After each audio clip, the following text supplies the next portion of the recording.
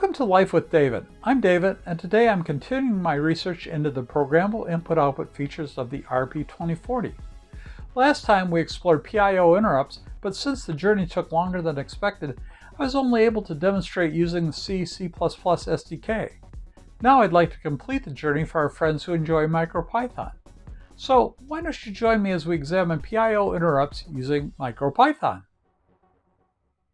In the previous video, I started with an overview of the RP2040 interrupt scheme. I'll do a quick review here. For more details, see episode 19. I'll put a link in the description below. The RP2040 has 26 ARM core interrupts for various functions, including 4 devoted to PIO. They are controlled by a standard ARM Nested Vectored Interrupt Controller, or NVIC, which is a way of enabling, disabling, identifying, and acknowledging various interrupts. There are a total of 8 hardware IRQ flags that are available to the PIO state machines. State machine interrupt requests 0 through 7 can be used by any and all of the state machines, and interrupt requests 0 through 3 can be routed to the core through the NVIC.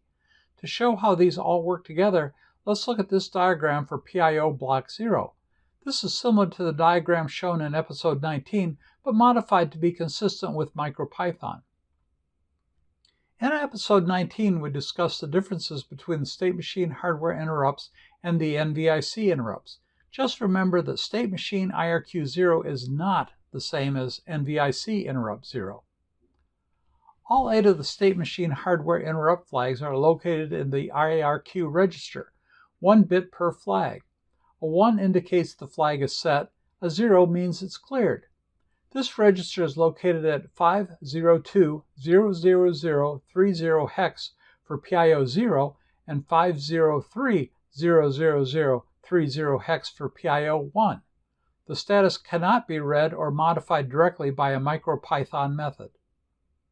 There are another 2 registers per PIO block, the INTR and the INTS registers, where the lower 4 state machine hardware interrupt flags are stored along with 8 FIFO interrupts.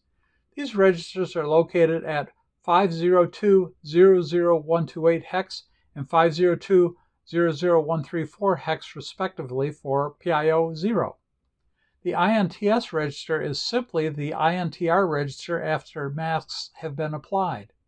The contents of the IRQ 0 INTS register are mapped to the PIO 0 IRQ 0 NVIC ARM interrupt. This register can be read using the PIO IRQ flags method in MicroPython. However, it cannot be directly modified. Let's talk about the elephant in the room. MicroPython has very limited functionality in dealing with PIO interrupts compared to C. I believe that's partly due to the slow speed of the interpreter and partly due to the desire to keep things simple. It can be quite constricting when it comes to manipulating registers directly. However, we can use UC types, which allows access to binary data in a structured way. I'll demonstrate UC types a little later. There are a few other quirks in how MicroPython handles interrupts. I'll point them out as we go. Let's redo demo 19A through D from the last episode using MicroPython. I'll use Thani as the IDE and MicroPython version 1.19.1 in the Pico. In demo 20A, I demonstrate how to identify and clear PIO interrupts 0 through 3 using an interrupt handler. As you may remember, both the PIO and the main program are all included in one file. This program turns an LED on for half a second and then turns it off for half a second. Then the program sets an interrupt and waits for the handler to clear it. First, we import all the libraries we need. We'll use the RP2.PIO class to select PIO Block 0. We'll call the function for assembling the PIO program. Here we initialize the set pins as an output that is initially low. Next, we define the name of the PIO program, in this case, blink_1 Hz. We will label the start of the program as start. Then we turn the LED on by using the set pins instruction. Then we load the X scratch register with 31 and delay for 5 cycles for a total instruction time of 6 state machine clock cycles. We'll label the start of the delay loop as delay high, where we execute a no-op using 30 clock cycles and then check to see if the X register is 0. If not, we decrement the X register and then jump back to the start of the delay high loop. This loop will take half a second to complete. When the X register has counted down to 0, we'll use the set command to turn the LED off and load the scratch register with 31 again. Then we enter the delay low loop, which works just like the delay high loop before. After half a second, we jump into the interrupt request stall part of the program and set a state machine interrupt. This is a blocking interrupt where we stall the PIO program execution until the state machine interrupt is cleared. At this point, the state machine hardware interrupt loads a 1 into the appropriate bit of the IRQ, INTR, and INTS registers. This fires the NVIC interrupt for PIO 0 IRQ 0 or PIO 1 IRQ 0 depending on the PIO block being used. Note that MicroPython does not use PIO 0 IRQ 1 or PIO 1 IRQ 1. An interrupt handler, which we'll assign shortly, then clears the interrupt. After the handler clears the state machine interrupt, the PIO program continues and jumps to the program start again. Now let's look at the interrupt handler. We'll define the interrupt handler as myHandler function. This statement grabs the value of the INTS register just before the interrupt handler starts. This has the FIFO interrupts in bits 0 through 7 cleared. Then I print the value in decimal and binary format. That's the end of the interrupt handler. Now to the main program. First, we'll call the RP2.PIO0 IRQ method to assign the interrupt handler to PIO Block 0. Then we use the RP2.StateMachine constructor to create StateMachine 0 running the PIO program blink 1 Hz.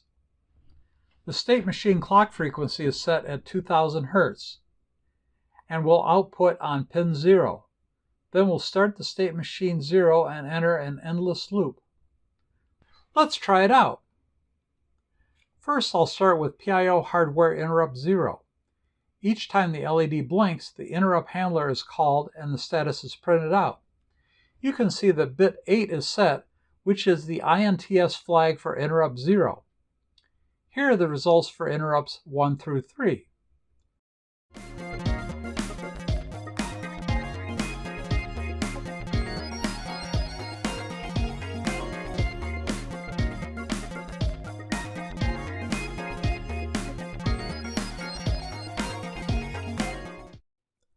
Notice how the flag moves between bits 8 and 11 for PIO hardware interrupts 0 through 3 respectively.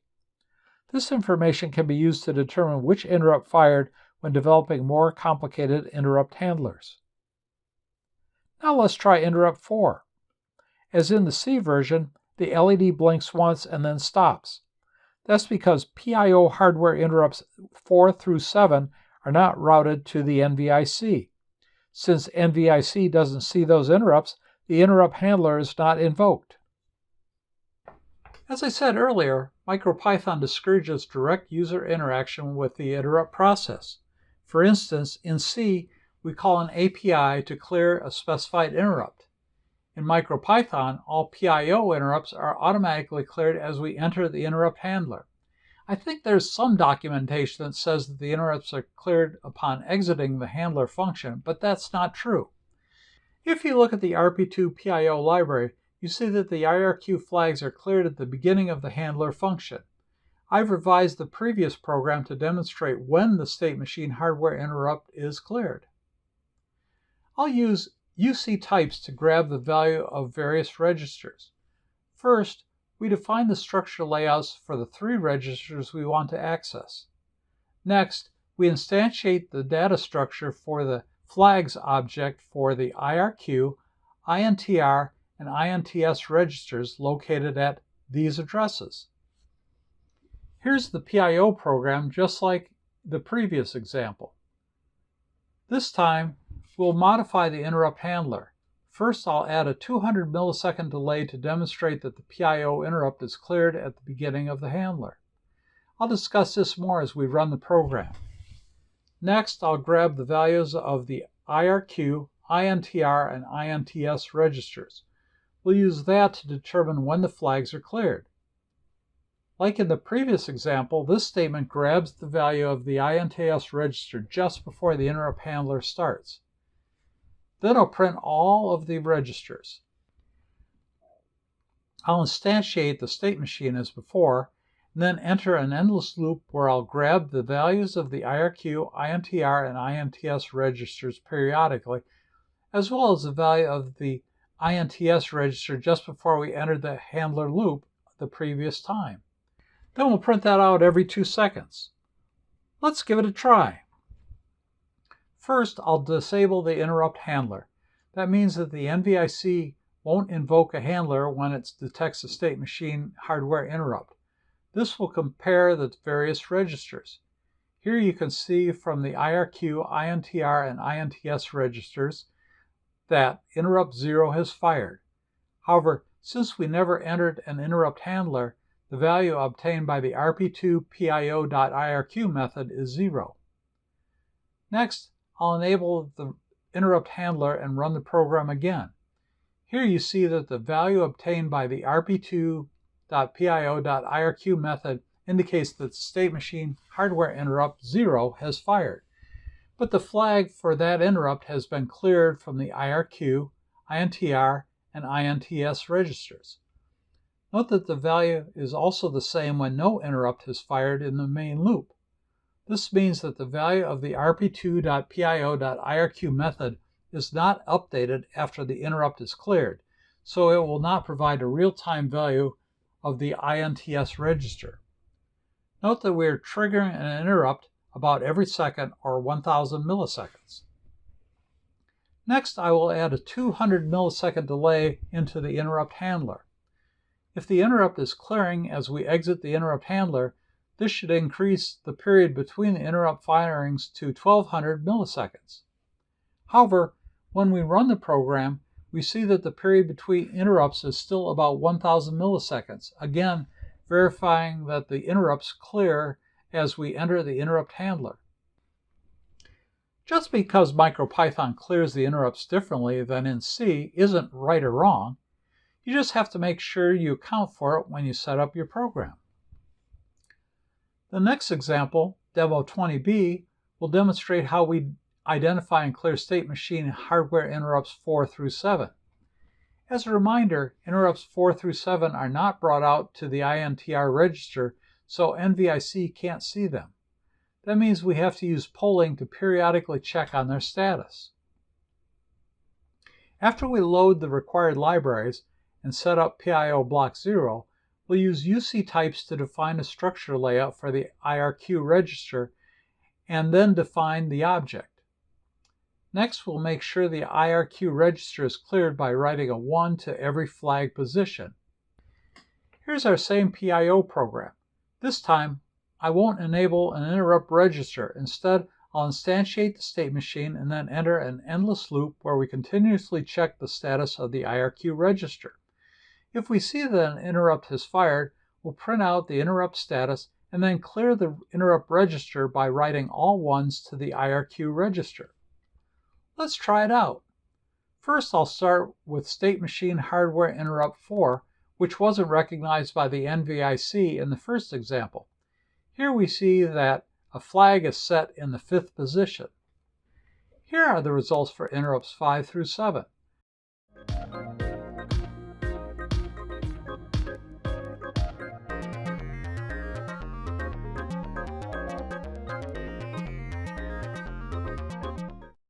Note the position of the set flag in the register for the various interrupts. This allows us to determine which interrupt fired. We can use this technique to check on the status for all state machine interrupts 0 through 7. Polling also lets us clear the interrupts at our discretion, not just as soon as they occur as when MicroPython and the NVIC are controlling the timing when interrupt handlers are being used. Okay, now we can identify which interrupts fired in a single state machine. However, what if we're running multiple state machines?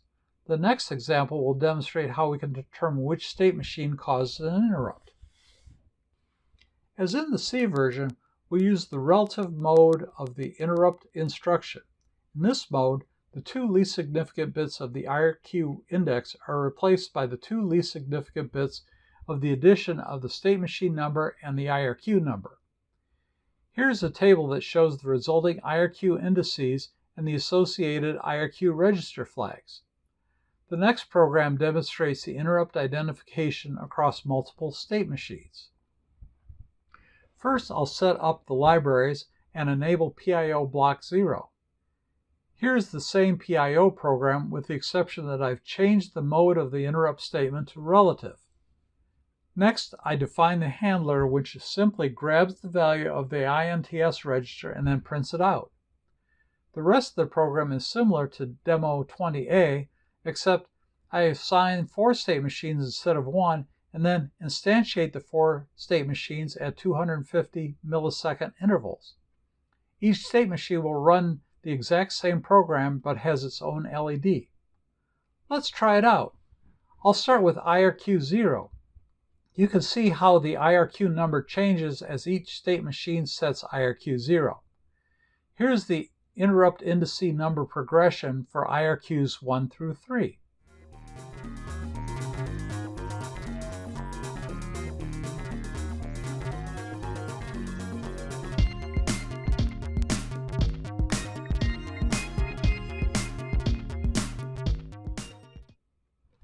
In the last example, we used the RP2 PIO IRQ method to assign a common interrupt handler for the entire PIO block.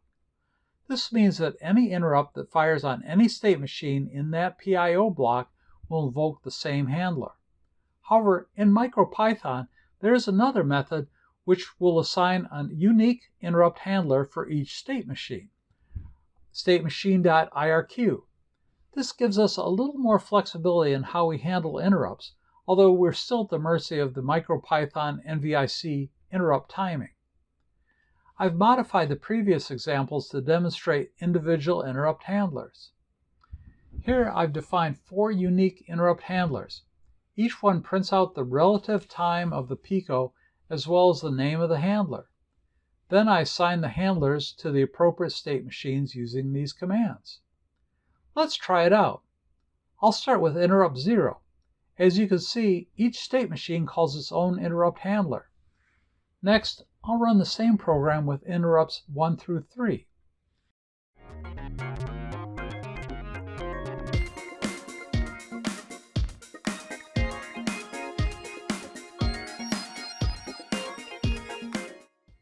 Here you can see that the interrupt handler is actually called based on the value of the relative interrupt index.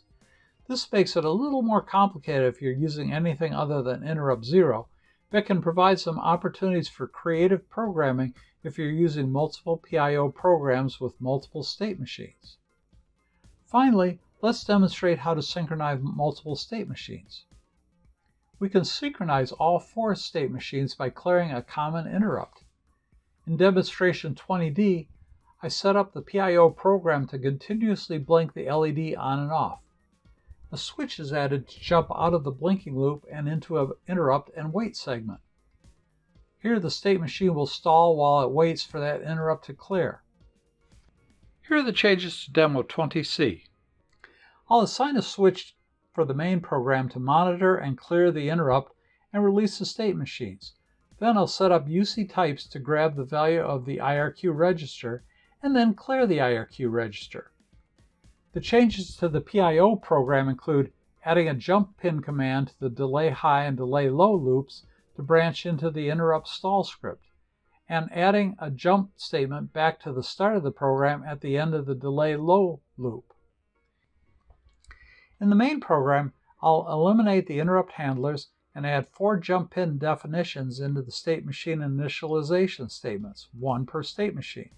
Finally, in the main loop, I'll keep checking on the status of the release switch. If a switch press is detected, we'll clear the IRQ register by writing a 1 to each of the status flags. Let's try it out. First, all the LEDs are blinking out of sequence. I'll stop them one at a time by pressing the switch assigned to each state machine jump pin. Now they're all stalled. Then I press the 5th switch, which clears the interrupt, and they all start blinking simultaneously. That should do it in my PIO interrupt handling comparison between MicroPython and C. As I said before, MicroPython can limit user control of identifying and clearing interrupts, but we've found workarounds to regain some of that functionality. Thanks for joining me today. Excuse me, don't you mean us? Why, what did you do? I got you started on this whole interrupt journey thing last time. Yeah, but I did all the research. I didn't have to because I already know it. All right. Thanks for joining us today. Over the last 2 episodes, we really dug into PIO interrupts for the RP2040, both with C and MicroPython. We hope this information was useful. If you like this video, or you think someone else might, please give it a thumbs up. If not, give it a thumbs down. The more likes this video has, the more YouTube will recommend it to others. Also, please leave a comment or suggestion for things to do. I hope to do more of these videos, so please subscribe and click on the bell for notifications of new videos. Let's get together next time for another day in Life with David. See you soon!